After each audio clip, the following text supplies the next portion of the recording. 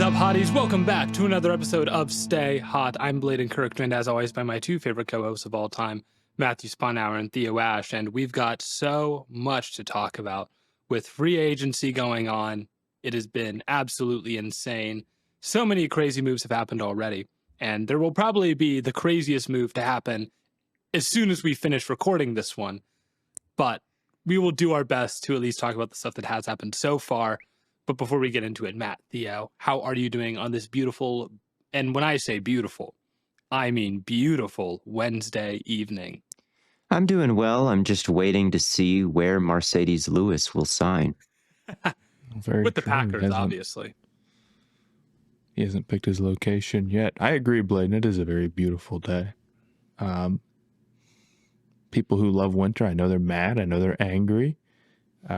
As we move away from it being dark at 5 and 20 degrees, it's awesome. Spring is a very underrated season, frankly. Not as good as summer, not as good as fall, but yeah. The problem that I have with spring, at least in Ohio, is like it rains so much, and there's always like you're a big rain fan. There's also like a lot of tornadoes in the spring, I feel like. It's like Ohio doesn't get a lot of like crazy weather. So like our crazy weather happens like in winter and in spring, I feel like. What do you care if it rains? You don't go outside. What's your favorite outdoor activity? Flag football, man. You play that in a big dome. I've seen the highlights. Hey, that's only in the winter league because it's winter. Okay. But in the summer, it's outdoor, man. In the summer, it's all I don't think outdoor. Ohio gets that crazy of weather. We don't, right? And we just also gets cold. And then when is the last time that Columbus got hit with a tornado? We had like 4 last year. Yeah. You don't remember the great tornado outbreak of 24? I mean, we didn't I didn't get, my house didn't get hit, but like I knew some people that like, it's right here in this book. Of weather.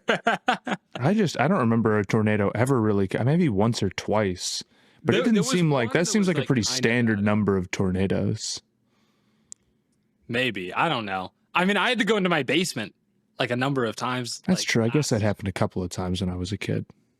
Or not a kid, but younger. And my basement's like a dungeon. I don't know if, Matt, you remember my basement. No, I remember. It's a scary, scary place down there. I think I'd rather take my chances with the tornado, honestly. Yeah, you don't like spiders and stuff, so I could see that would be scary. It is. But yeah, doing well. Packers signed Nate Hobbs, one of my favorite players. Right. So we got the flats on lock. Watch out, world. Nate Hobbs is super underrated. I like him a lot. I'm a fan. They signed Banks too, and I won't probably talk about the Packers for the rest of the episode, so I'll just cover that. Banks is a bit of an overpay, I have to say. Yeah, but I don't know. I thought it was a pretty good signing, just like in general, in terms of like adding a good player. He's a good player, and I think that Green Bay fits his skill set better than the wide zones Shanahan likes to run. He's this big, bulky guard, and sometimes on these stretch runs, he's not very effective. The Packers are more straight downhill. I think he's going to complement Josh Jacobs well, just running duo right up the gut. So I'm excited for those plays specifically, but it's a lot of money for somebody who like didn't put like a ton of really great tape out there for the 49ers or anything like that. But I see the scheme fit, and I don't think he's going to be bad, and the money will be easy to forget about once the season gets going. He also, if he's really good, you won't care how much you're paying him. He's also more of a shover than a grabber as a pass protector. He like kind of punches you around like in these short little bursts. He doesn't really like grab you and lock you up like Will Fries can do, who the Vikings signed. I like Fries a lot better as a pass protector. So Banks, he's got his issues, but he's also got his strengths. And Nate Hobbs is just cool in the slot, super reliable. He can play man. So they didn't really lose, or they're going to lose Jair, but they haven't lost really anybody outside of TJ Slayton yet. And I'm just burying my head in the sand and hoping that Jair they'll just like forget to cut him or something. And then they'll be like, he's here at training camp. We forgot to trade him. No, he's back. Oh, I'm hoping that's what happens, but I don't think it will.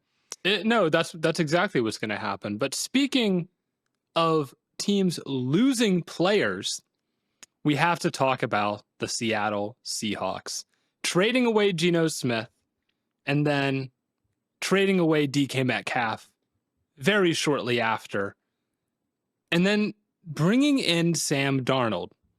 I've seen a lot of mixed opinions on this, and I think the stance that I initially took was I could get behind, like, if you think Geno's, a little old and you want to get younger as a team, I can get behind that. If maybe he was asking for too much money, you didn't want to give it to him.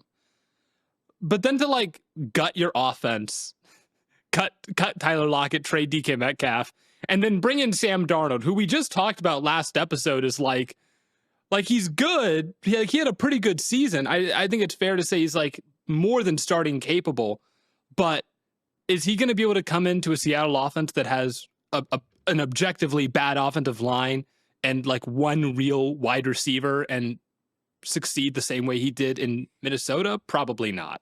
Probably not. I mean, I get what they're trying to do. Is Geno Smith going to be better than Sam Darnold 3 years from now? Like that's a fair question to ask. Right. And, if you need to improve the roster, a cheaper quarterback can help that, right? Mm-hmm. But the needle they're trying to thread here is just way too small. Because at the same time, they're trying to pull off or juggle this quarterback situation. They're shipping off Metcalf, but they're signing DeMarcus Lawrence, which they just did. Like, I think you got to make a choice. I mean, they're trying to have their cake and eat it too. And I just don't know if they're going to be able to pull it off at all. I did not see the Lawrence signing. When did that happen? Moments ago, right before we recorded. Okay. How much did he get? Wow. He got he got 48 million. I'm seeing 3 years, 42.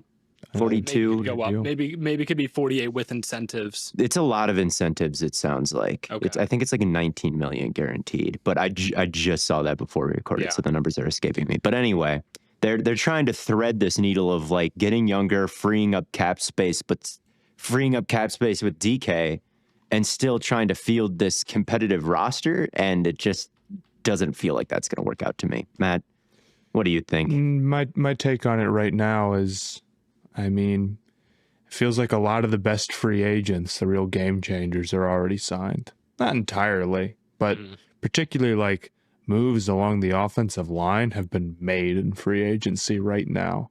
There's still some receiver options out there, but nothing that gets me. I mean, I don't know. We'll see. Receiver's always very wide open. This offense right now looks bad.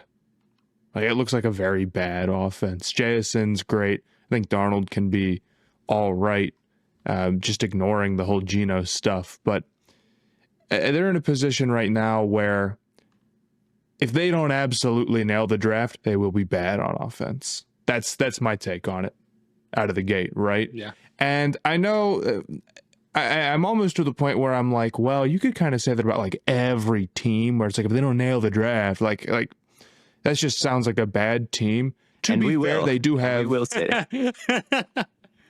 To be fair, they do have extra picks in this draft, of course. So maybe the extra ammunition makes it a little bit different. But to me, it just seems like bizarre. They're completely unable to commit any long-term money to any of their players. Lawrence on a 3-year deal, Darnold on a 3-year deal. Geno reportedly wanted 4, has to go. DK wanted like 4 or 5, has to go. I mean, if you're not willing to sign guys to long contracts, you're going to be worse. And I totally agree with you. The Darnold deal I don't think is the end of the world or anything, even though I do think they kind of chose to downgrade at quarterback this offseason, which isn't good. But yeah. And them not doing anything with the money, or like not really being aggressive with the money, is a disappointment. Like, what if they had gone after Darnold and they let DK go. And then they had the offseason that the Bears had where they really load up the offensive line. Then the vision is a little bit clearer, right? But as it stands right now, it's like, I just don't know if they have the guys to create a really good run game. I don't know if they have the depth at receiver. And I don't even know if Darnold can sustain the play that he had, with the Vikings for a large portion of last season. It's not even a guarantee. And if he's in a significantly worse offense and playing significantly worse, he's not really worth the money that you gave him. I think he'll be all right. I think he's a starting caliber quarterback, no question at this point. I mean, yeah, we see what it's getting down to when you get to the 32nd guy. And I also think that the worst case scenario here, like, it's a disaster. You're probably only on the hook for one extra year. So, okay. And if you're bad, then you can probably draft a guy and then have Sam Darnold bridge for a year. I don't know how the guarantees work out, but I assume they're mostly done after the first 2 seasons. Great. It's not Armageddon or anything for a team that I thought was kind of just missing like the superstar power. And I kind of like can see not paying the 2 guys they didn't pay. But right now it just seems like they just don't want to spend that much money, and I don't have any reason to believe that they'll be a better team next year other than they just kill the draft, which is always possible, but it's tough. I could see the defense being pretty good. I like the job that McDonald has done there, and I thought they started to see some returns by the end of last season after initially being kind of a mess. And I was watching Darnold tape after the move and kind of remembered all the good that he did after it kind of cleansed my palate of the last 2 games. Like, man, he really did step up and deliver in a lot of tight pockets, and he really did layer more intermediate throws than pretty much everybody else.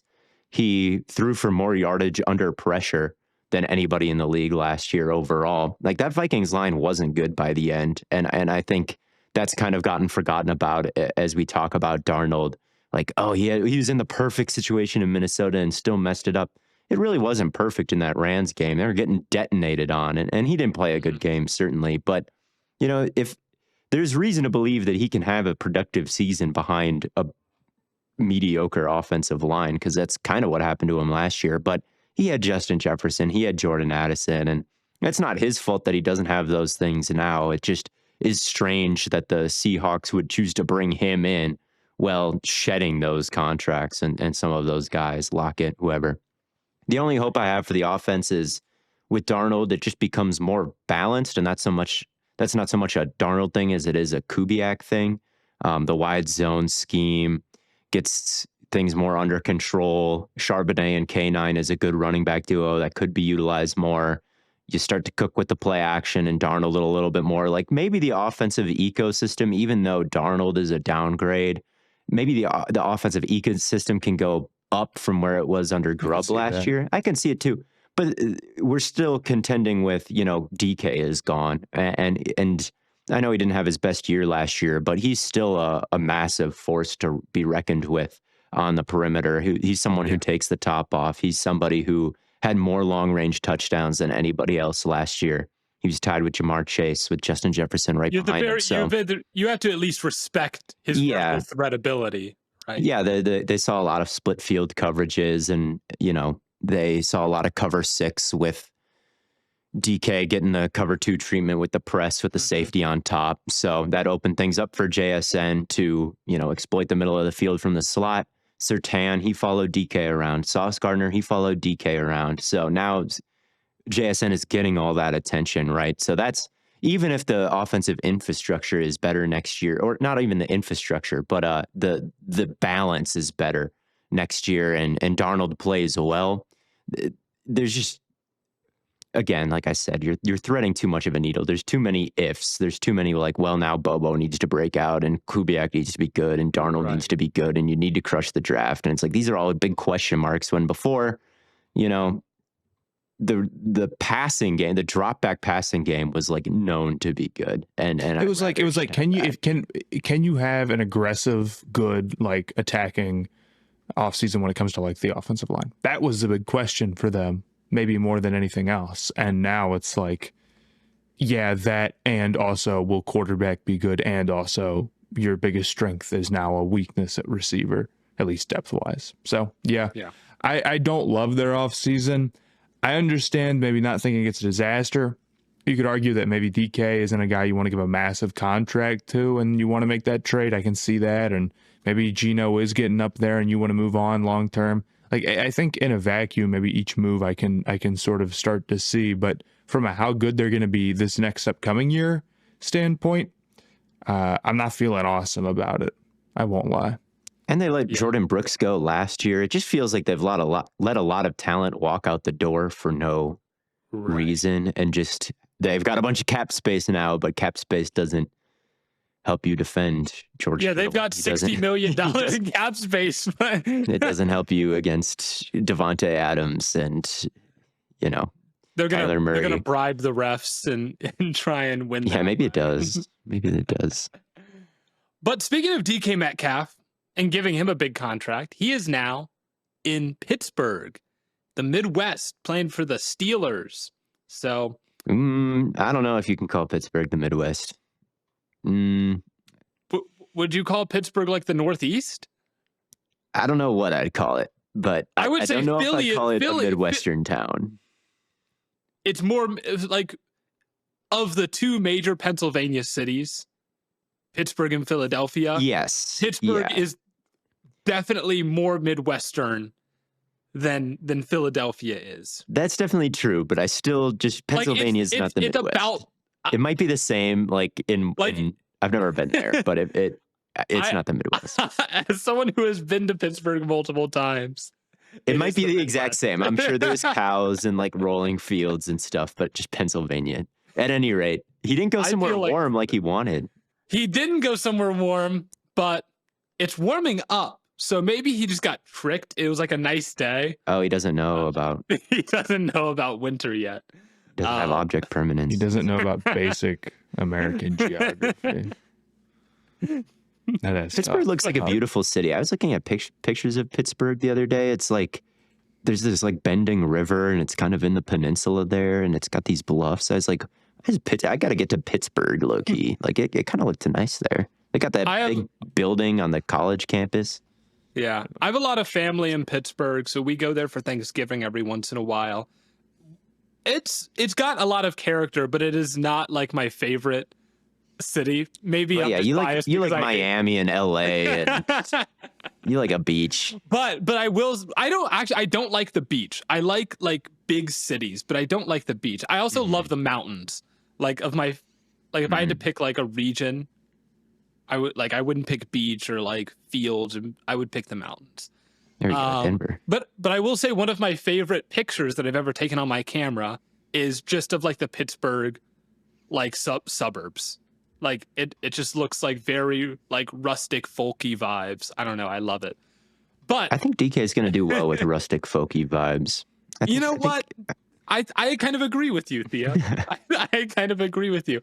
But what are your thoughts on this trade with them already having George Pickens in the building?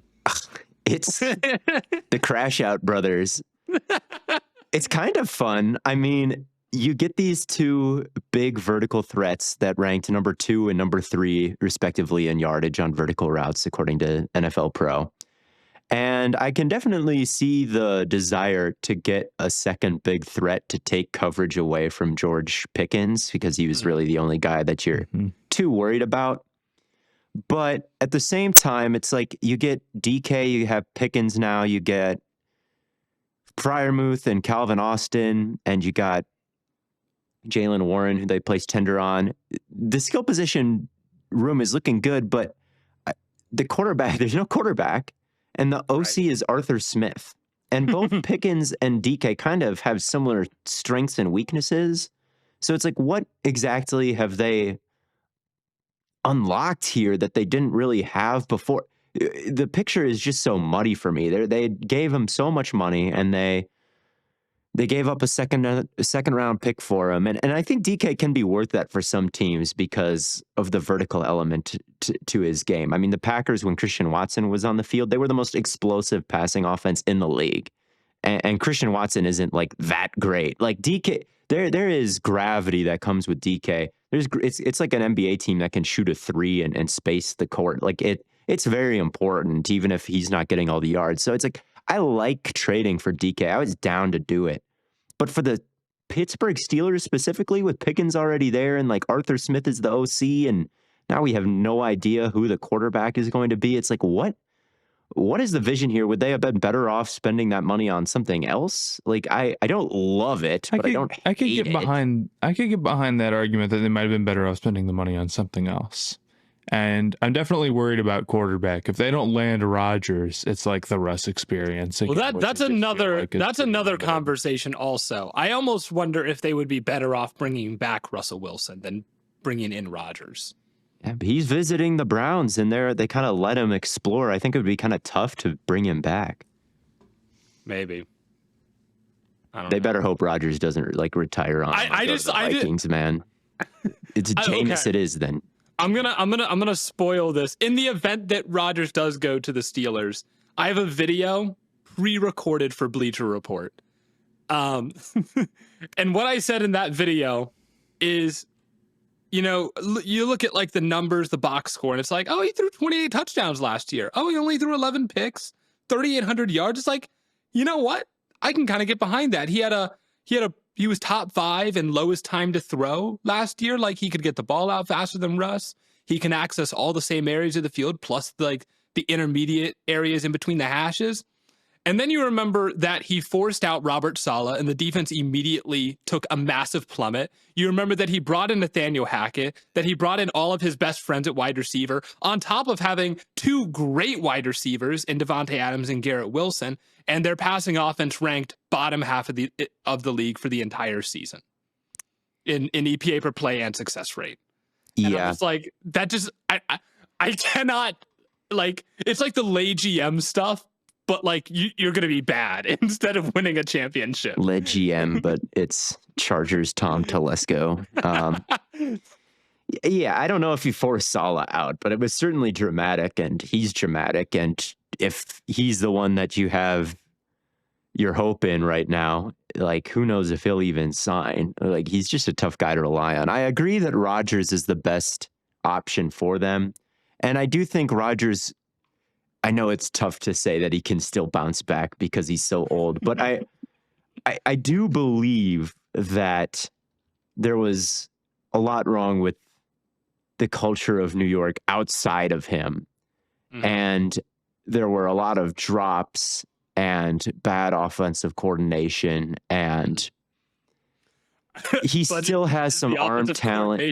Gonna be better. Is it going to be better? I know. He still has some arm talent, and he's got the one throw that he's still really good at, I think, or hit at, a higher rate than just about any other quarterback last year. It was the deep go up the sideline or the fade.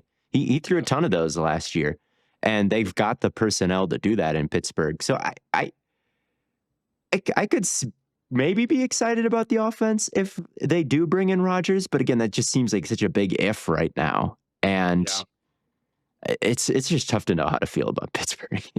We got to see what they do. I think things are shaping up to be mid again, though. If I had to bet, they're probably going to be in a similar spot that they've been in the last few years. And make the playoffs and get bounced in the first round, probably. I've also been flirting with the idea of maybe they're setting themselves up to move off of George Pickens at some point. Like, George Pickens is entering the final year of his rookie deal, and you're going to have to pay him. So, like, maybe they thought that they would rather just pay DK, and then that way they have, like, a guy locked down that I guess they feel is, I don't know if stable is the right word for DK Metcalf, but maybe they feel he gets 900 yards every year. But maybe they feel he's least. Like more stable as a character. And he definitely is. So like that, maybe that's their concern is Pickens like a good culture fit here? And like, we can bring in DK, and like, if Pickens figures his shit out, then okay, we can have both of them and we'll extend Pickens next year. And if not, we could either trade him at some point or, let him walk in free agency. That's kind of the feeling I got more with the DK trade.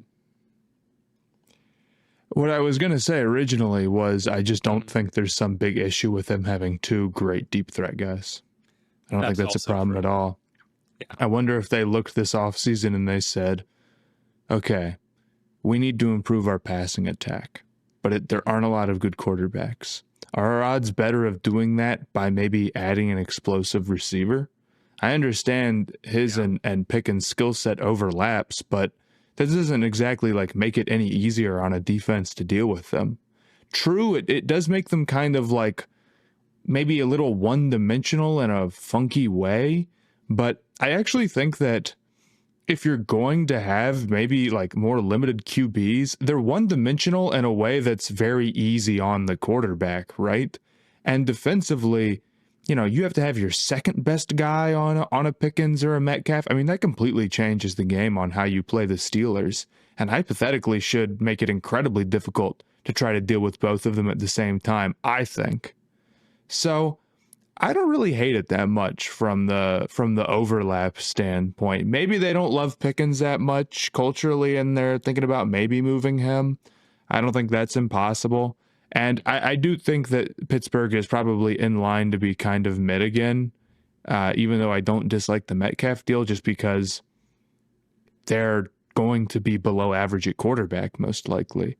Their one path right now is a 41-year-old Rodgers resurgence. I don't think it's impossible, but like, yeah, the odds of that are not great. And outside of that, it's like we're bringing Russell Wilson back, but you already know what that is. Or you're like trading way up in the draft, or maybe Shedeur Sanders falls to you. Maybe he like slips in the draft or something, or maybe you're going like Jackson Dart. I don't know. Like, obviously, there's a lot of things that can happen. It's the NFL offseason. They have to do something at QB. There's no doubt about that. But I'm just not a huge fan of them from that perspective. But I can get behind the Metcalf deal. I think that's fine. Yeah, I mean, adding good players is never like, or especially like adding like high level receiving talent is never a bad thing. Yeah, I think it doesn't have to be bad. I don't like the redundant skill sets, honestly. Like, I just think Pickens should go with somebody who's more of an intermediate route runner. I just think that would be a better synergy fit for the whole offense. I just think two guys who really stretch the field, it can be cool and it could be good, but for the amount that it costs, I just don't know if you're getting enough in all aspects of offensive play from the two of them, as opposed to like, if they would have traded for Brandon Ayuk last year and paired Pickens, who takes the top off, with somebody who runs like a really mean dig or can really run any route in the route tree at a really high level.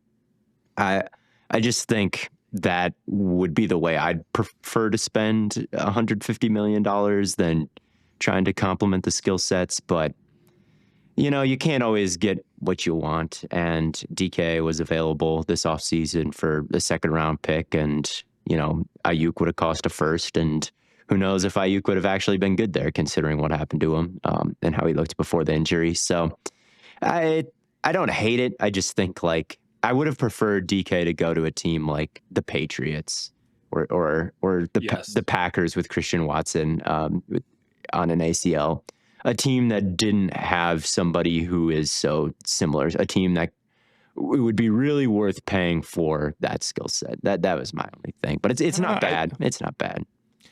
I just think on opposite sides of the field, both on the boundary, it's still, a huge threat to defenses, and you got to deal with it on both sides. Like, that absolutely is far more stressful than just one guy taking the top off. I see where you're coming from, though. It's more stressful for sure. And I totally get that this like can seem like Arthur Smith sort of like nonsense, where it's like, here's what we need. Like, I don't disagree, but I just don't think it's like bad in a vacuum within itself, I guess. Yeah. Yeah, I like DK. Some people think that, any team paying him $150 million for 5 years is like a disaster. I really don't think that that's true. I think he's 27. He's so athletic that I think he can age well. I think that's kind of a common misconception, is that really athletic players fall off faster because they rely on their athleticism. I actually think they fall off slower because they start from such a high point and they're an NFL caliber athlete for longer. So paying DK that much money over that length of time, with the way the salary cap is going up and the receiver market specifically is going up, like I don't think that's going to be a terrible deal for that long. And he's got the production to, justify, a Jalen Waddle-esque contract, right? So yeah. I don't hate the deal, and I think the Steelers got a good player and a useful player. That fit specifically just disappointed me at the tiniest bit. Yeah, I cannot disagree. I was going to make a transition, but that's what I was going to do. I wanted to go back to the Seahawks to transition to the Raiders, but we already talked about the Raiders. So let's talk about the other team in that division, the Denver Broncos, because they've been making some kind of gnarly moves, and this will help us transition to another team a little bit later as well. They signed 2 former 49ers in Hufanga and Greenlaw. Got some injury history, sure, but I mean, phenomenal players to add to an already great defense. I can't think of anything better to do this offseason than like just add good players. It's what we say all the time. It's just like, what if you just added more good players, even if you have a good defense? It's why the Eagles stay good on their offensive line, and I think it's going to be why the Broncos retain a really great defense. Yeah, I think they're having a great free agency. They brought back DJ Jones, who was great for them in the interior last year. They got Stranad back, who had a decent season. And then they added 2 guys with really high ceilings. I mean, Talanoa Hufanga, when he's healthy, can cause a lot of chaos. He is kind of a Troy Polamalu disciple. I think he's known him way back from college and kind of plays like him. He's a bit of a gambler. I shouldn't even say a bit. He's a lot of a gambler, and he could find himself out of position, and he has been injured a lot, but he can really change the game for the Denver Broncos defense. Like in a play, he can just completely flip it on its head. And I think you need to take a big swing on a guy like that after what happened last year. I mean, they were bullied by every good offense that they faced. The Ravens went crazy on them. Yep. They couldn't stop the Bills at all. They, had the number 1 defense statistically, but it was clear that they needed to make big upgrades to actually have the level of defense that could go like Eagles mode in the playoffs or anything close to that. And I think Greenlaw and Hufanga, they're free agents for a reason, right? Both of them. But as far as guys you can sign in this cycle, they've got the highest ceilings and they've got as good of a chance to be all pro, right, as anybody else who got signed. So yeah, I think for the Denver to add those types of players to a defense that's already good, right, an ecosystem where they don't have to cover too much ground, right? They don't have to be the best players there even because they got, Patrick Surtain. It'll give them a chance to be at their best. It's not like the Jaguars just gave them tons of money to save everything, right? That's not the situation they're walking into. The Christian Kirk to be the wide receiver 1 there in Jacksonville. It's kind of funny you say they're free agents for a reason, because San Francisco has almost been cutting down their good players almost in the same way that Seattle has been, and almost to a more extreme extent. The only other thing I wanted to bring up for Denver is that they also recently signed Evan Ingram. That happened like a little bit before we started recording. Know. Yes, my friend Jake is a Broncos fan, and so he's been like texting me. He's like, "Dude, they've got Evan Ingram in the building. It's happening." And then he just texted me like at 4:30. He was like, "Dude, it happened." So shout out. That's an interesting fit. I think it's good. I like that. I like that. Yeah. But yeah, they didn't lose anybody too major either. Zach Wilson, Javonte Williams. Cody Barton hurts a little bit. He was good for them, but it's not like there was this mass exodus of talent in Denver either, along with signing these high-end players. So yeah, I think they had one of the better free agent classes. Yeah, I have to agree. They've been looking good. Matt, what did you think about it? Yeah, I also like that. Well, I think the Evan Ingram signing's good. I feel like they need more people who sort of stretch the field like that sometimes, and just more weapons in the passing game. And they didn't pay any of these guys big, huge contracts either. I did think they did a good job of maximizing upside without giving out these humongous deals, because we've seen some pretty big ones this offseason. And really, it's one of those things where you got to like contextualize it, with just how much the cap went up. What like $10 million a year means now. It's a lot less than you'd expect. Oh yeah, absolutely.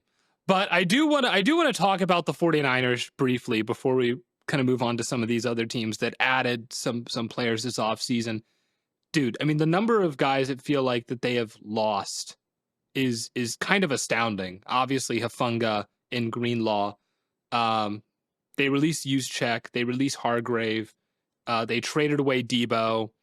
Like, I mean, I guess they're preparing to pay Brock Purdy because that's like the only thing you can do at this point. But again, it's kind of like Seattle, where it's like, yeah, you're going to pay him, but now you're going to have like no team around him. So is it really going to be like worth it at that point? And they've lost so many more than you've even named. Malik Collins, Leonard Floyd, Charvarius Ward, Aaron Banks, Elijah Mitchell, Jalen Moore. All those guys are gone. But, the weird thing about the 49ers is I feel like they've got guys in the pipe for a lot of these positions that they've lost. Like Debo, for example. They trade him away. I don't feel bad about that for them, though. I mean, I'm excited to see Jawan Jennings next year. I'm excited to see Ricky Pearsall. Yep. George Kittle is still incredibly good. Their front four was bad last year. They didn't really have the pass rush production you'd expect when you've got Nick Bosa at the peak of his powers, and their run D wasn't so great. So, like, how much of a big deal is it that they lose Javon Hargrave or Malik Collins or Leonard Floyd in that case? And then Charvarius Ward, he's a good corner, and I think it's good that the Colts got him. But when I was watching his film, I also would go through the games where he didn't play. And like Renardo Green was holding it down, the young rookie. So, Aaron Banks, like I said, he wasn't the greatest scheme fit for San Francisco. Talanoa Hufanga, I like the safeties they've got too, that were young last year. Jair Brown and the demon hitter from Wake Forest, whose name is escaping me at this time. So they've lost a ton of talent, and it's tough to, like, the linebacker play next year behind Fred Warner. What's that going to look like? Is the corner room going to be as good? Is the offensive line, the interior, it's still a weakness, and they're about to pay Purdy. I don't think the 49ers window is still like open to win a Super Bowl, but I do think that they're going to be okay. And all these names that they've lost, you can totally panic on them if you want, but I do think they'll be in the playoffs. Like they won 6 games last year. I think they're going to win. I think they're going to win more, like substantially more than that next year. They caught the injury bug last year, and that hurt them a lot. Pun not intended, of course. Like, I can see them being better than last year because like that was such like an anomaly of a year. But the Rams, dude, they're just like that's the team to watch for in this division. It's like Seattle got worse. San Francisco is going to get better in comparison to last year, but they're definitely not like the best version of themselves right now. Like Arizona, we haven't talked about them yet. I don't know how much better we're feeling about them as opposed to, the Seahawks and the 49ers. But it's I don't know. I just don't love either of those teams, Seattle and San Francisco, in this division right now, just because of how good the Rams look. I don't think we should be surprised by what the 49ers are doing. Letting a lot of guys walk in free agency and not signing anybody. I mean, that's kind of their forte to some extent, right? And they're going to get comp picks for that. We know they value day 3 picks a lot. They hit on those picks at a rate that, I mean, anybody would be incredibly happy with, of course. And it's up to them to continue to do that and to replace the guys that they lose. Their strategy is that free agency, in this sense isn't necessarily always the most valuable. High picks aren't quite as valuable, and that the market inefficiency is with allowing your guys, your lower level guys, or your guys who are good enough to get paid but not your best guys, to walk, getting the low picks for that, and then continuing to develop in-house. Now, that being said, you do have some years where, like, you were probably worse than other years where you have a big exodus like this and you're expecting, a lot of young dudes to step up, and they might not all right away, or you could have a bad draft. So they're if they have a poor draft, they're not immune to missing the playoffs. Like we probably would have said they were last year, to be completely honest with you, right? Even though that didn't work out like that. I do agree that they have some positive regression or progression, I guess, to the mean, like within them. And I do think they have to reopen their Super Bowl window. I've seen some people talk about it like looking like that. Yeah, I think that's a fair way to phrase it. But I honestly, I want to see what the team looks like and how the star talent plays out once Purdy gets paid before I start to really write them off. Yeah. Yeah, they're hard to completely write off. I just don't think they'll stack up to the Lions and the Eagles once they pay Purdy, and I do think that that's coming very soon. Mm-hmm. And even if it doesn't come, like they still lost all those guys, whether Purdy gets paid or not. So their defensive line outside of Bosa right now. I mean, this doesn't mean anything. That is it's like Gator Gross Matos like starting at the other edge, and it's like, okay, that's. They'll find somebody though. They're gonna find guys and mercenaries who will want to come play with the 49ers. They'll find specifically guys who got cut who don't count against their comp picks. Is specifically what they're going to do, I would bet. Exactly. Yeah, that's exactly what they're going to do. I do think this is going to be a down year for them. Unless they nail the draft. You've got Ayuk, you've got McCaffrey, who's like, who knows what he is right now. That's a concern. That is a big concern.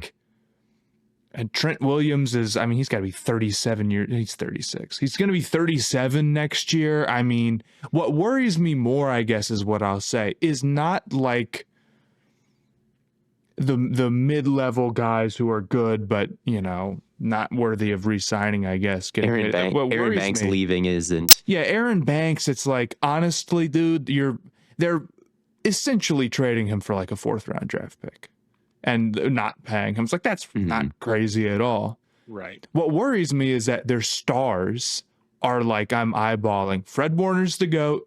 Nick Bosa's still great. Kittle's a beast.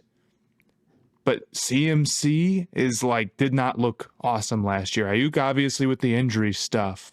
Trent Williams is still good, but he's very, very old now, So that's probably my bigger concern rather than anything else. Oh, yeah. But what's interesting about the 49ers is, while their strategy is we don't want to pay guys who aren't like truly the top of the top of the top of their position. It seems to be their strategy, right? And they let a bunch of guys walk and they take the comp picks and they love to just make a ton of picks. That's the idea. But it also means that they're super willing to like go trade for a guy that they think is the top of their position and is worth paying, like CMC or Trent Williams, for instance, right?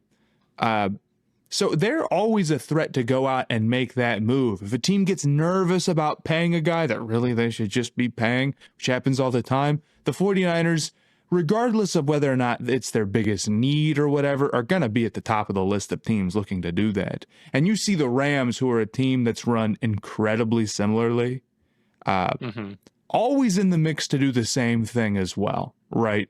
So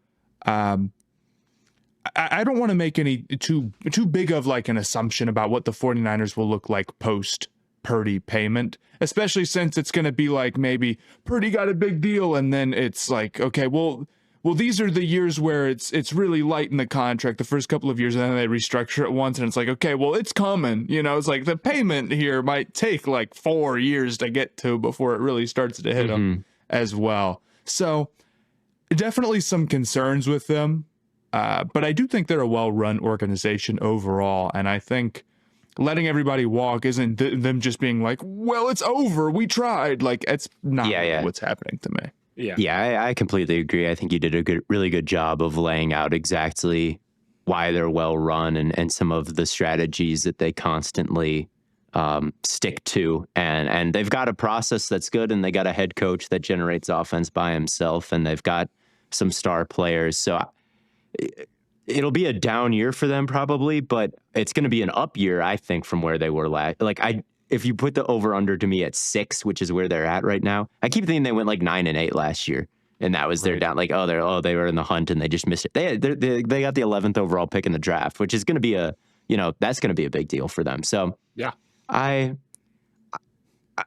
don't think they're going to win the Super Bowl. I think it's fair to say that window is like closed for now, unless McCaffrey just like comes back and he's totally fine.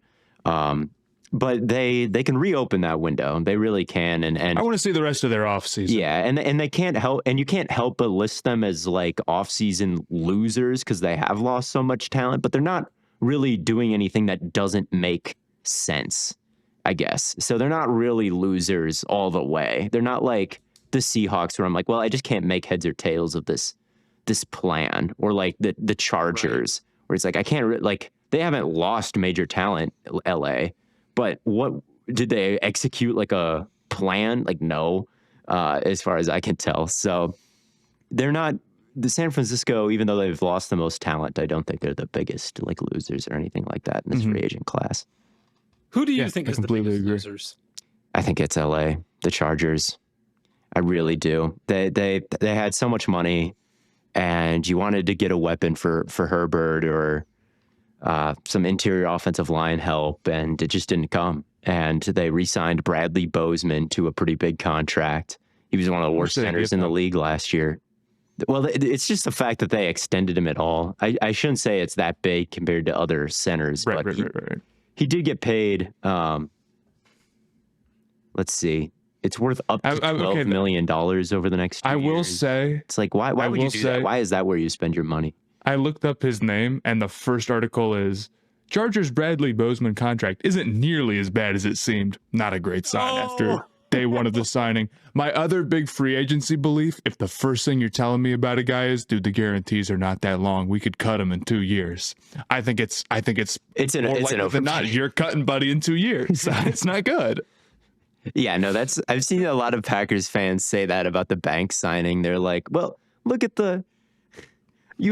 clearly you haven't read through the contract. It's like, bro, can we just be talking about how good the guy is instead of like, well, there's a bunch of fake money in here.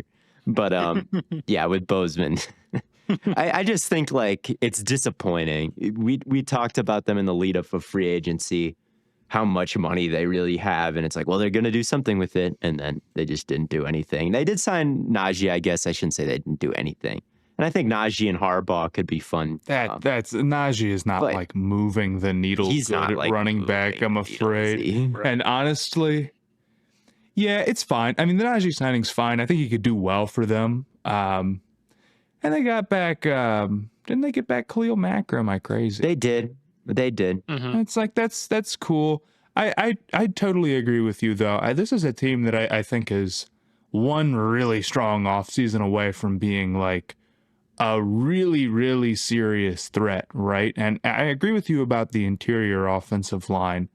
It was clearly an expensive market out here, but there's some moves that they could have made, and they just overall chose not to be aggressive. I don't think I'm necessarily going to sit here just yet and tell you that's like a disaster for them. If they didn't like the free agency class, sitting out isn't always the worst thing in the world.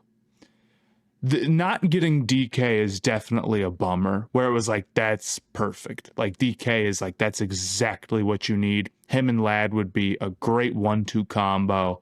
Like, that's awesome. And it's like, you have the money, you have the draft pick, like you can make that happen right now. And they just didn't. And it's like, he wants to go warm weather and he ends up in Pittsburgh. And it's like, he wants to go to a contender. It's like, dude, why did he not end up in LA? That's a fair question.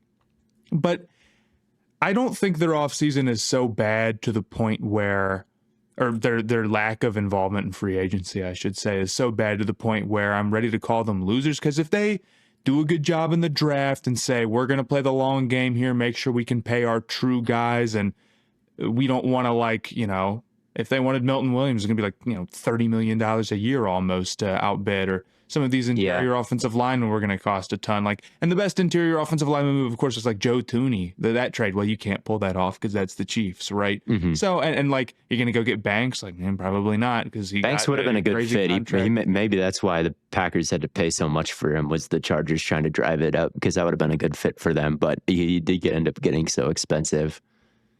So I do think I'm a little disappointed that this is the way that it played out, but if they nail the draft and they leave the offseason maybe not as aggressive as they needed to be, but still building up to something, as a Chargers fan, I'm going to be not too angry. Fans online, let me derail this for a second. Fans online are ridiculous about this shit, about the free agency stuff.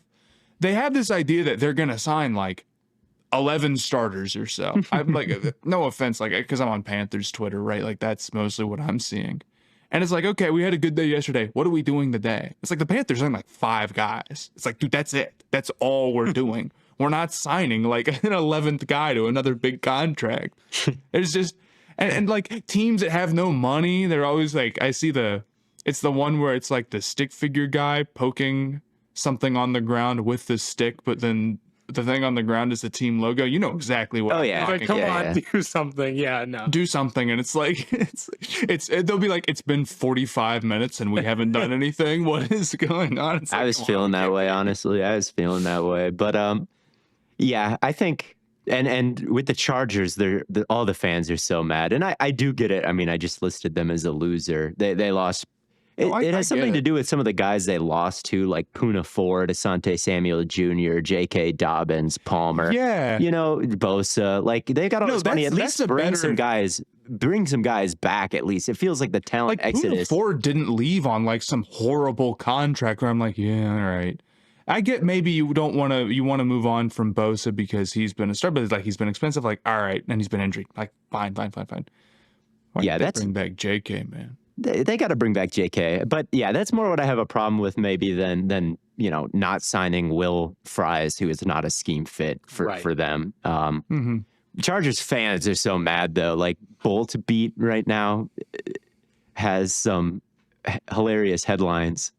They say Chargers finally sign a wide receiver, in parentheses, and it's the worst one imaginable. The subtitle is, "This has to be a joke, right?" Another headline, Chargers Bradley Bozeman signing gets worse with shocking contract revealed. Oh. Subtitle, it somehow got worse. So the bloggers are mad, and maybe that got to my head. Because I was low-key kind of agreeing with them. It's like, well, this is the thing, right? If the fan base is mad, oh, it's like, but also fan bases get mad at free agency. The fan bases get mad at everything. No matter what. I do agree with you to some extent. Like, if you're not, you don't have to always do something, right? Like, Matt, like, that is a good point. Like, you don't always have to do something. I do agree that the Chargers were probably a little bit too passive regardless. Maybe. And with some of their own guys. I am looking. Okay? I'm just on split track, but like, is the Bozeman contract just $6.5 million for 2 years? That's like 1% of the cap, guys. It's all right. Yeah, it's like it's just so funny that's the guy they bring. That's like back. less than a 52nd of the salary cap. You're like saving a little cash on average this way, right? I don't know. But it's very funny, man. It is. No, it's just like, I would rather a team do nothing and be super passive than like make a bunch of moves, but they're all bad, you know? And there's probably, I don't know. I saw something. Someone was like, I got this text from a GM. It's like, you can't win the Super Bowl today, but you can lose it. And it's like, okay, that's not really true. You can have a good free agency. it's tougher to get good value and like find surplus value in free agency, I think is what they really mean. And really winning in the NFL is about like doing that, which is having good players on good contracts, right? But I don't think paying guys their value, like their open market value, is inherently bad. It is a little, I think, tough on average because you're only getting guys who other teams had to say no to for some reason, which doesn't necessarily because they're not good enough, but on some level it probably is, right? But I think that spending big in free agency can pan out for you. I don't disagree that it's necessarily a bad strategy. You probably don't have a lot of money unless you've been bad and drafting poorly for a while. That's probably true. But if you're just like taking over a new team and you want to go spend big, like we should talk about, we already kind of talked about the Bears, didn't we, in the last episode? Yeah, we talked about the Bears and the Raiders a little bit. So yeah. But I like their spending, for instance. Yeah. Yeah, I completely agree. I think Chicago can rightfully hang their offseason winner banner this year. Last year it was a little bit fraudulent because of the DeAndre Swift signing, I thought. But I don't know if they're really going for a three-peat, but I do think that they have a really good case for it this year. Like Tooney, that's like the perfect free agent addition. Like a vet who's still at the peak of his powers. A contender had to choose between a younger guy and an older guy. Exactly. And like this opportunity just falls into your lap where it's like almost no strings attached. You get just like an elite pass protecting guard. Like it is really just that simple when it comes to the Joe Tooney analysis. Like Dahlman, now he's someone that you have to pay a lot of money for, and he's not like Tooney level or anything like that. And Grady Jarrett's older, but like the Tooney signing alone is just probably the best individual move of the entire offseason so far. And the other stuff is like good for free agent signings. So I think I like what the Bears have done, certainly. Matt, do you have a free agency loser so far? Free agency loser. Or a winner outside of Chicago?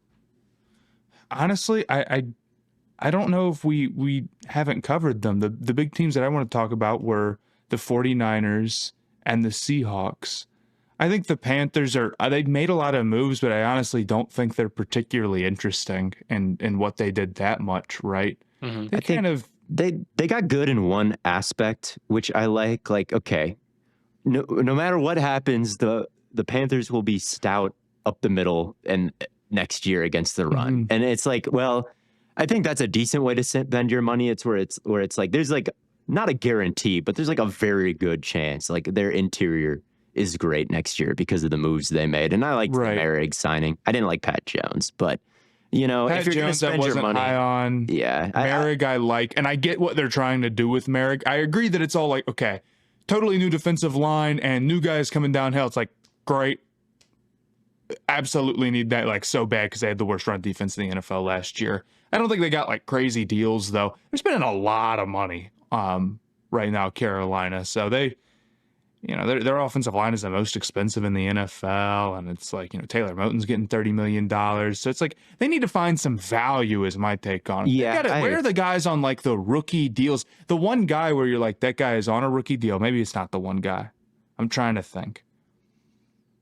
Well, with JC, the one guy who's like, you feel like is really good right now on a rookie deal, like some crazy value, it's probably Bryce, if he continues to play like he did at the end of last year, except you traded like 1 million draft picks to get him. So like that doesn't really count, you know, like you didn't get great, like insane value for him. Although I guess if he's a franchise quarterback, like, of course it's worth it. That's not my point, but you get what I'm saying. Yeah, I do. That's kind of my Carolina take, is that it's going to come down to like some of these rookies have to pan out.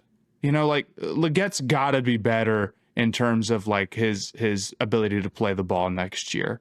You need Wallace to like not just show flashes. You need Sanders to build off what he was doing the last couple of weeks before he got hurt. Because I actually thought he looked pretty good in the last couple of games. He had some moments, whereas at the start of the year I wasn't super. Like you need that type of stuff.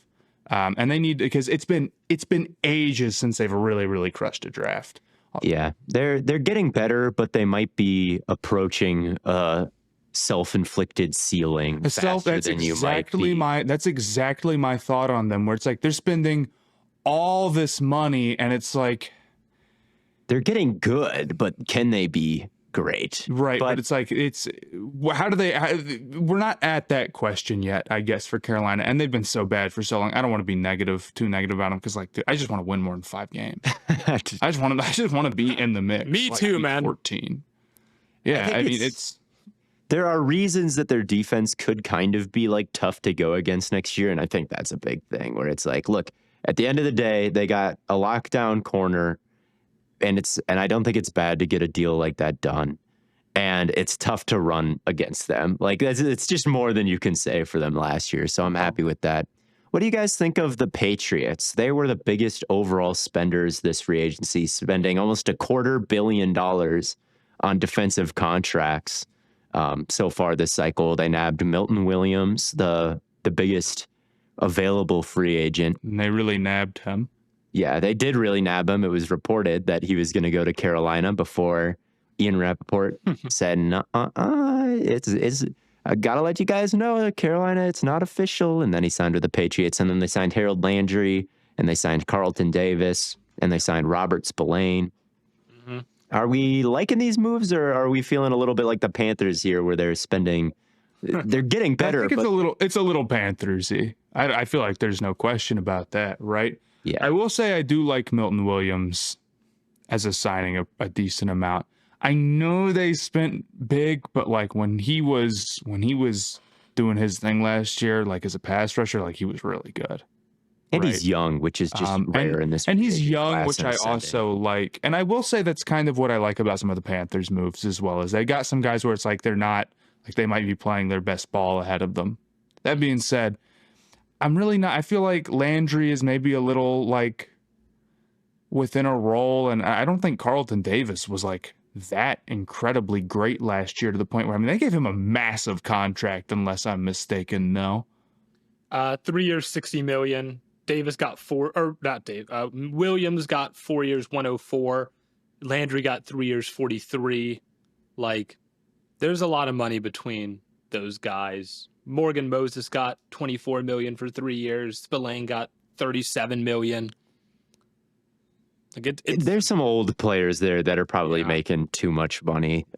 So I just because they're the biggest spenders doesn't mean they're the biggest winners, but you do kind of got to overpay when you're the Patriots these days. And their franchise report card comes out to be a C or whatever it was, and they play in snowy Boston or Foxborough, not even Boston. So like I understand, but it did feel like a little bit much for some of these guys. I didn't love it.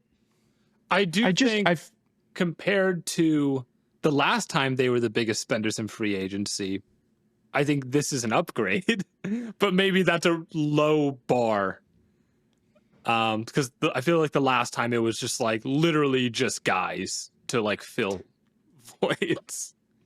Yeah, I wish they would have gotten some offensive talent too. Like Drake May is the future, and like this was. I just wanted them to get DK, man. I've said it like a million times. They needed a receiver. Like, they did. Drake May and DK is just something I wanted to see. Mac Hollins erasure? Come on. That's an underrated sign. It's never a bad idea. I like Mac Hollins. What is he? And he's only getting 2 years, $8.4 million. That's kind of a steal. Like, I'll take that. Actually, Hollins is getting up there. He's been playing. I feel like he's been playing forever. I don't really know how long. I don't know. I think they got some guys who are, it's like they have some juice on defense, but they're kind of one-dimensional in some ways. Like, I don't know if they got a lot of like really truly complete players, if that makes sense. And if you trust Vrabel, then it's like, okay, I think that can come together as a good overall unit. And they just needed more talent in general. And as always, like, really guarantees after 2 years are really not that crazy. I wasn't like incredibly moved. My favorite signing of theirs was still Williams, though. Even though it was a lot, it's still probably Williams. I agree. I think that's a good get for them. But as for the others, I don't know. I don't think it was great value, but it's all right. It's fine. You got a lot more talented. We'll see if it actually ends up mattering. But yeah, a team that I really thought got great value and was probably the biggest offseason or free agency winner to me was Buffalo. Okay. Buffalo, they signed Josh Allen, and he's making like $55 million a year now. That's good. That's a discount. That is a bargain for Josh Allen. That you're saving. If he really demanded what he could demand, you're saving like $15 million there on value compared to what Josh Allen's actual value is. And then they signed a bunch of guys like earlier than they needed to, like Khalil Shakir. He's making less than $20 million a year over the next 4 years. That's a great deal for Khalil Shakir. They sign Greg Rousseau. They extend him. He's making $20 million a year. That's a lot less than he'd get on the open market. So I just think overall, because of spending money on themselves, they ended up getting more efficient contracts than anybody else this free agent cycle. And it's something that like the Bengals could stand to learn.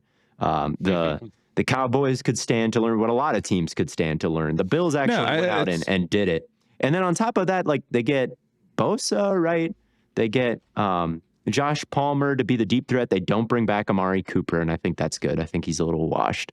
So I really thought in terms of like sheer money saved and like good contracts handed out, I think the Bills just made a lot of sense to me this offseason. And it's their window is going to be open for, a longer amount of time now that they've done this, instead of like, oh, we're going to go out and we're going to just overpower ourselves for like 1 year. They're like, well, let's just invest in guys we have and get this done early. And wow, really, 4 years, $80 million for Rousseau.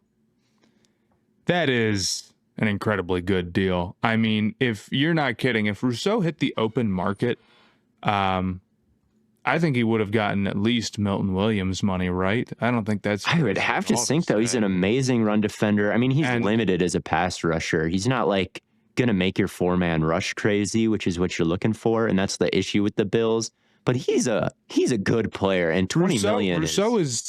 Rousseau is young, and he's a good player. He's not a superstar, but he's exactly the type of guy where if he hits the open market, all of a sudden it's like, he's like one of the best players for sure that you can get, and the contract snowballs. And like if he had 1 year left, so like if he had gone into free agency next year with Milton Williams getting 26 this year, he probably would have been looking like for 30. Truly, I don't think it would have been that crazy to see him get around that number. So I totally agree. It's not exciting to bring back your own guys like this all the time necessarily, but what it does is for a team that's really expensive, or is like in the mode where you're now paying the superstar quarterback, right, basically. Now when you go into the draft, it's not about how can we like bind ourselves back together with rope and hold on and fill all the holes that have opened up because we're paying all of our guys in time. Instead, it's like, okay, we've got basically the core that we had last year together. We were seriously competitive. Like they were around, a team that was contending for a title, right? Yeah, they were. I mean, I thought they were going to fall off last year, and they were just as good as always, and it ended the same way with Kansas City. But Kansas City is going to get weaker and weaker every year, really. Like this, they have not had a great free agency, letting Justin Reed walk, and I'm not feeling awesome about Joe Tooney. Kansas City. Me neither. So if you're Buffalo, if Buffalo is the guy mining, and like you might be about to hit the diamonds here, if you just extend that window, and they've gotten the contract. Well, there's no more digging option. So you're gonna have to keep going through the mine no matter what. The only way out is through. I guess. Like you're gonna stop playing? You're gonna trade Allen? No, stop playing. So you're in it. So I agree. Kansas City is heavily carried by the fact that maybe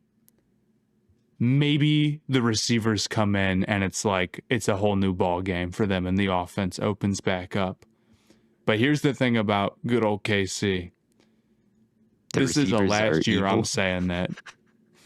And they have a wicked and They have a wicked wide okay, receiver they do room have, that should all be suspended. dude, it's crazy. It's like if Worthy takes a step and Rice is back and like better than he was his rookie year, it's like, okay, you now see like they're a threat again. But like right now they just feel straight up like worse, you know? And bringing Kelsey coming back on like the amount of money that he's making probably isn't good. I hate it because I go online and then everybody's like mad that he's coming back, and I'm like, well, don't say that, you know. Cincinnati legend, mind you, but it's probably Cincinnati not good legend. to be paying current Travis Kelce like $25 million or whatever he's getting. It's like 10% of the cap, you know. Yeah. So they are in really a tough spot where they're still Kansas City, but dude, they got walloped in the Super Bowl, you know. Mm-hmm. Right. I guess they still went 17-2 or whatever, but I think The the close game AFC regression is open. is looking easy to bet on. I mean, it really is. And I thought it was a little bit, I don't know if tagging Trey and trading Tooney was the right thing. And people are like, well, Trey Smith is so young, so you just got to sign the young guy. It's like, okay, he's young, but you gave him a franchise tag. So just because he's young, does that mean you have more long-term stability with him? Because right now you don't. He's just on a 1-year contract. Then, okay, so and if they don't pay him he's also now, worse than Tooney. and if they don't pay him now, you're going to have to pay him even more, you know, next year and that type of stuff. And you're allowing the problem of like, we can't pay all of our guys. You're not making it better. You're not making it easier.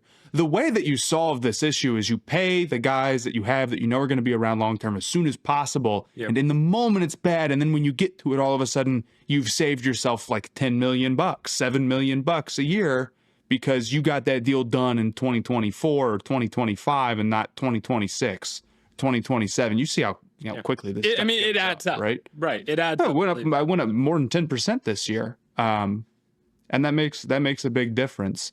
And Kansas City here just hasn't done that. I mean, they can always just, again, we're talking about these teams probably in a little bit too absolute of terms pre-draft. As always, anybody can kill the draft and totally change their fortunes. I don't think anybody. We won't know that until like this time last year. Yeah. Or this time next year, though. Like even once the draft happens, we'll be like, well, we don't actually know anything.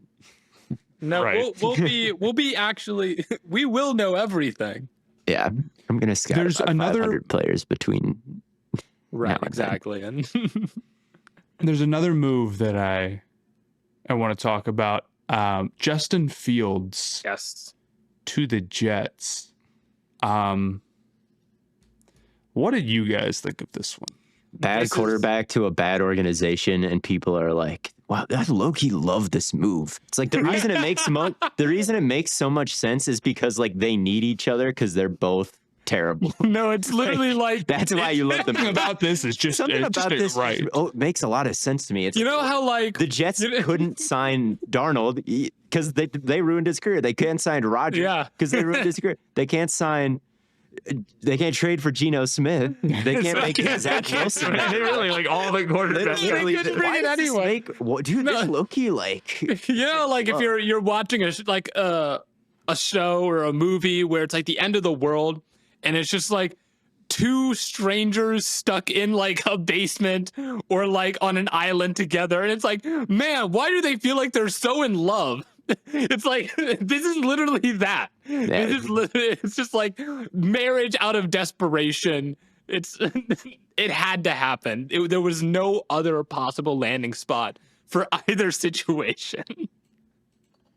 And like $20 million for Justin Fields, like $30 million guaranteed. I'm so sorry. Like for what? Like Justin Fields to me has not proved anything worth $30 million guaranteed or $20 million. I understand for a quarterback that's not a lot of money, but like Fields is just not somebody who can get the ball out reliably where you need it to go. I understand the rushing upside is there, but I'll be real with you, that upside just doesn't mean anything to me. Like an upside to be what exactly? Not like a seriously competitive team.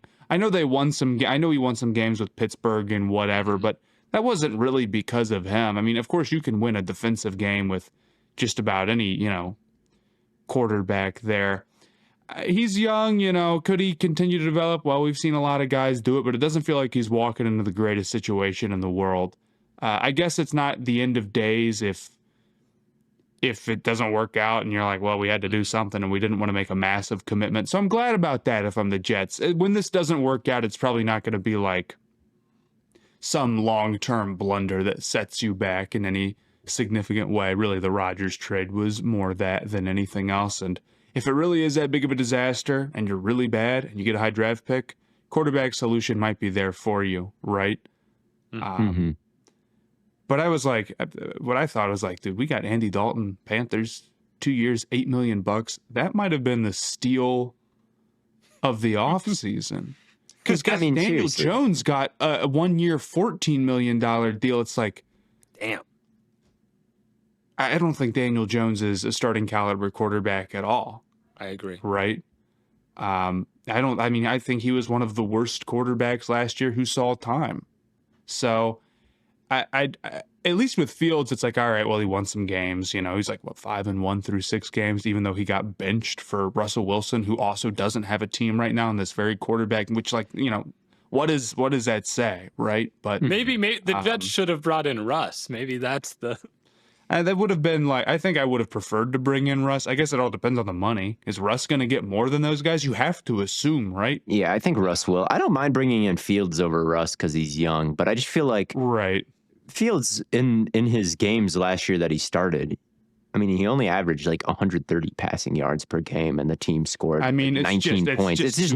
Can you get that out of Mason Rudolph for a fraction of the cost and bring in another free agent that can help guarantees you? is what's really crazy about it. At least if it was the Daniel Jones deal, I'm like, all right, whatever, $14 million, it's one season, but guaranteeing money in year 2, for a guy who was just a 1-year rental and didn't work out at all. He got benched in 6 weeks. He got benched before halfway through the season, but he didn't deserve to get benched, Matt.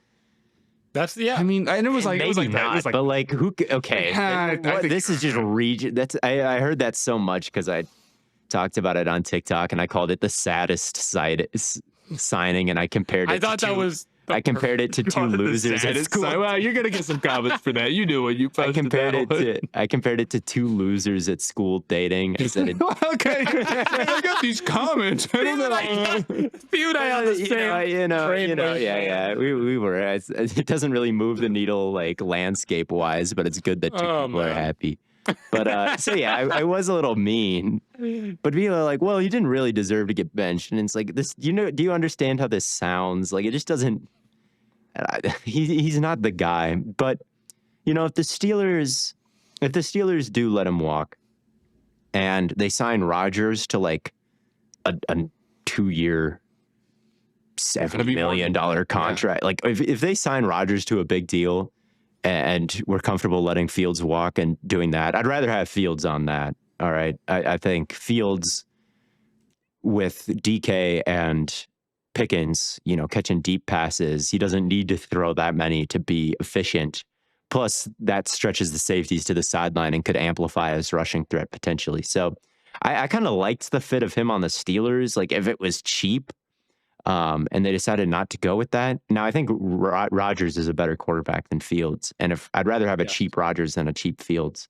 But if Rodgers is expensive, then I could see that being a mistake. And but I don't know. It's a bad quarterback. It's a bad organization from everything that I have ever seen. Now, maybe that just changes, and people who believe in Fields' potential, end up being justified years later. But and I'll believe it when I see it with both parties here, and it just feels like it's probably not going to result in much, and they could have gotten a quarterback for cheaper that has about the same track record.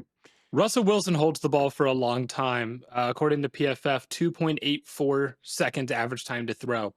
Justin Fields is the third slowest time to throw at 3.08. And it's behind Jalen Hurts and Lamar Jackson.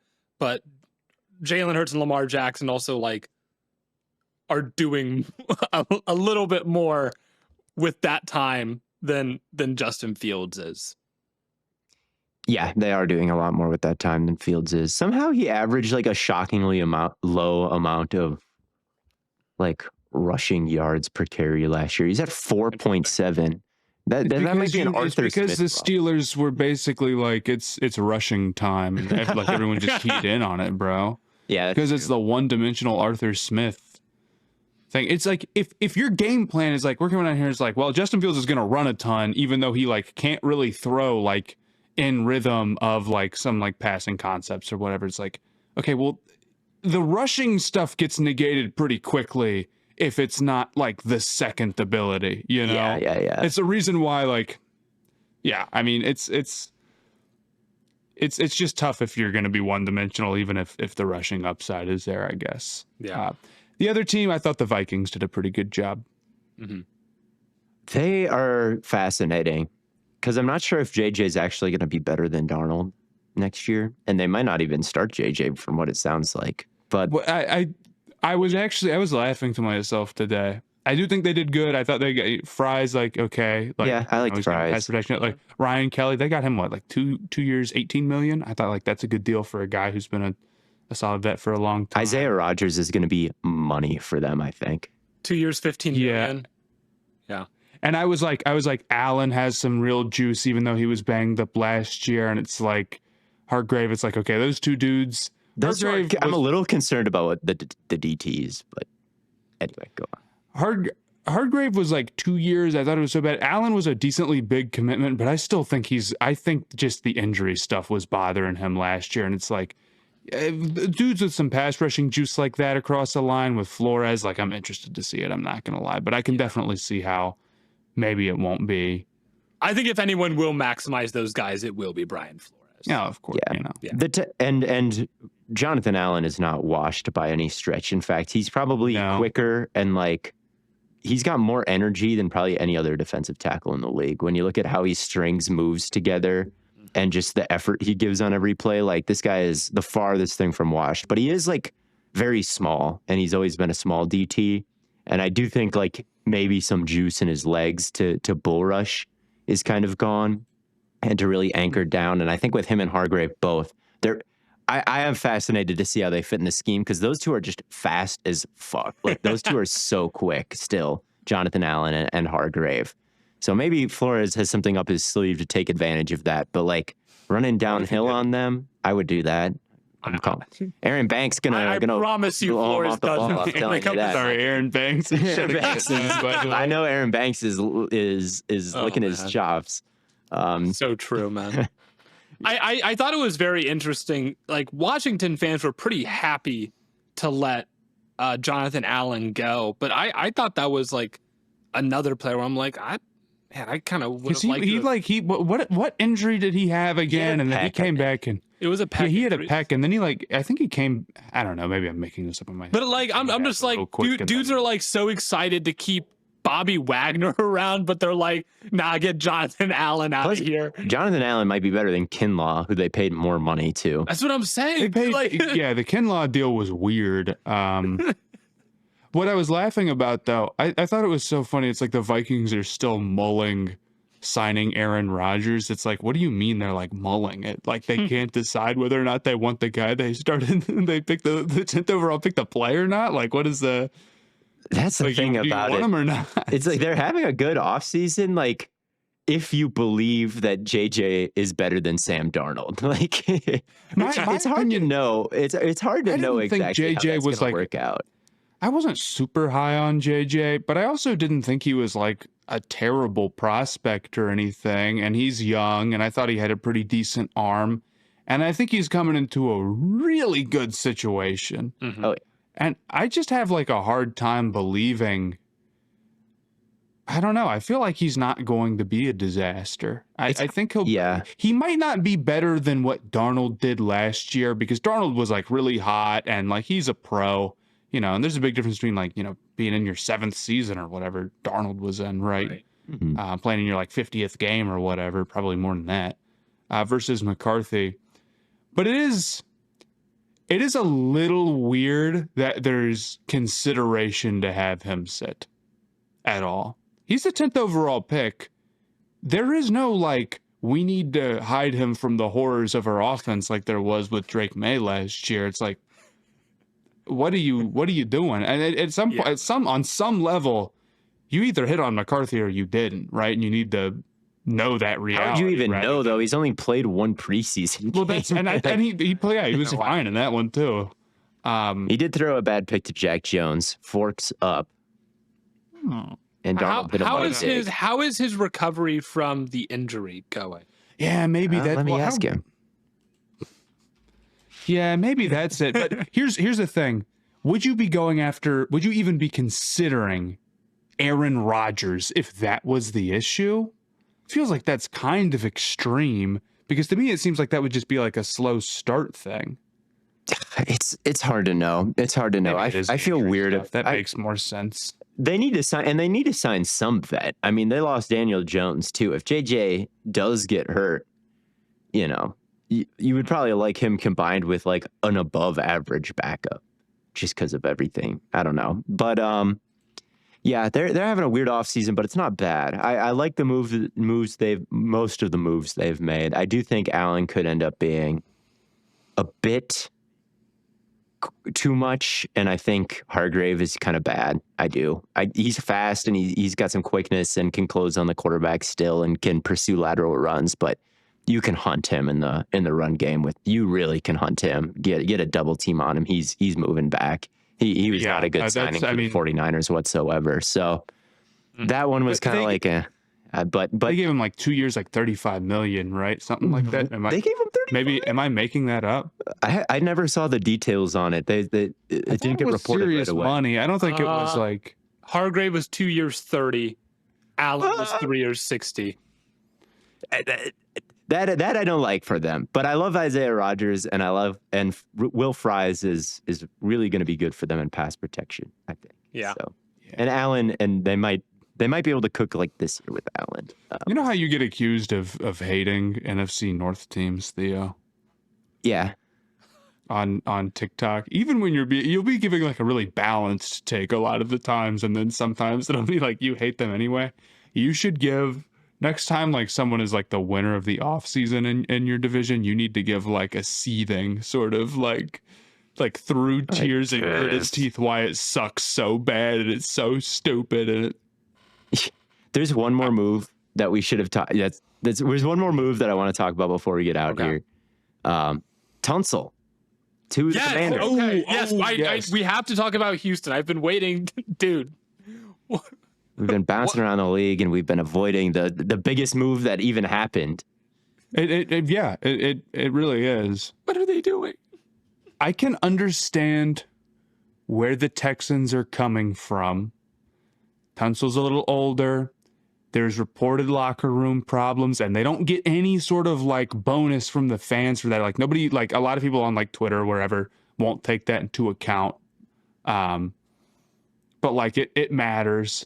And they got a pretty decent haul of picks back. The Texans are a team that values like the volume a little bit over the top picks. So when they got like the second and a third, it's like, all right, they basically got like what they want for like first round value or whatever, just in the form that they like it. And I guess, but Tunsil is still like a really great, he was great in pass protection last year.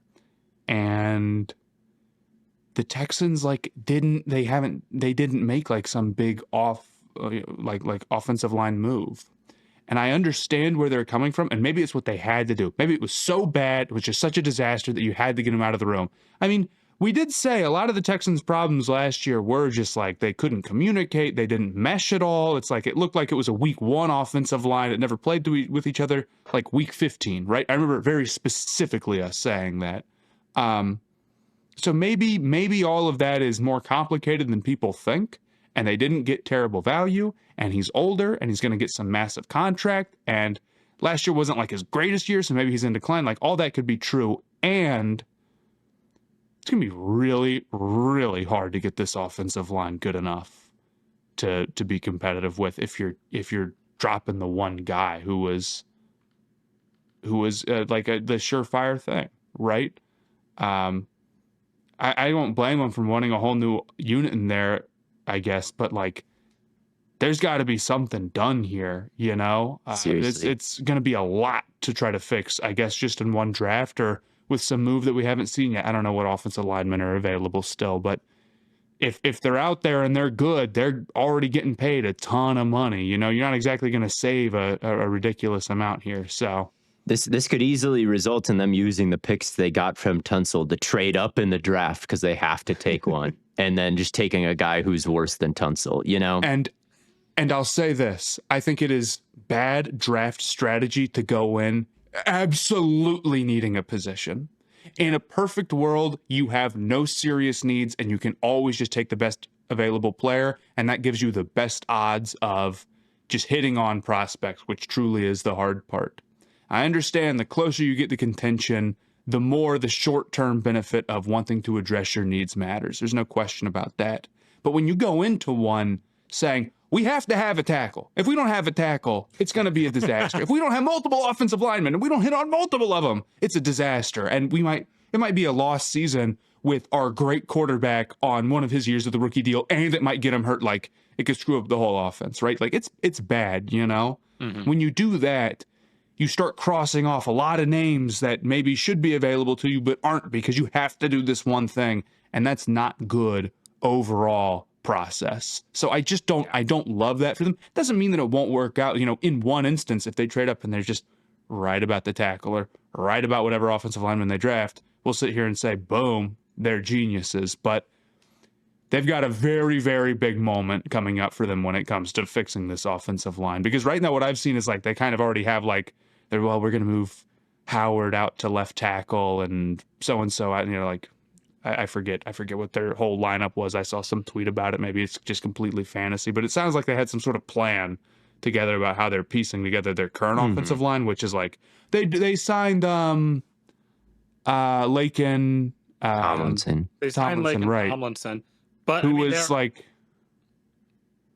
not starting caliber at all. And if that's their game plan, like that's really worry. They lost two starters on their offensive line. And they replaced him with like Shaq Mason, which I can't even necessarily sit here and be like, that's so dumb. Like, their offensive line sucks. It sucks. It's so hard because like you're looking at Tunsil and you're asking the question, are you part of the problem or are you part of the solution? And you look at the problem side, it's like, well, he doesn't care. He's not showing up to practice. He committed more penalties than anybody else again last year. And he's demanding a new contract. Like, there's all these reasons to believe, like, he is not part of this. Like, he made himself part of the problem last year. On the other hand, if you want to win the Super Bowl, which I assume most teams want to do, you need somebody who can go toe-to-toe with the top-tier edge rushers that you're eventually going to see. And he can be part of the solution by, hey, we can leave this guy one-on-one all the time and slide our line to go help the other weak links if we can, you know, fix the other parts of it. So what is the right answer there? Because on one hand, I can totally see how Tunsil was the problem. Like you said, Matt, it was like a week one offensive line all year. And Tunsil's supposed to be one of the leaders there. And it sounds like he was doing exactly the opposite. But on the other hand, like you need star players to win games. And he's that. So it was a tough position for the Texans to be in. I don't think they're stupid. And I don't think they traded him away for no reason. And the argument that like, well, now Stroud's going to get killed just falls a little flat because he got killed with Tunsil last year.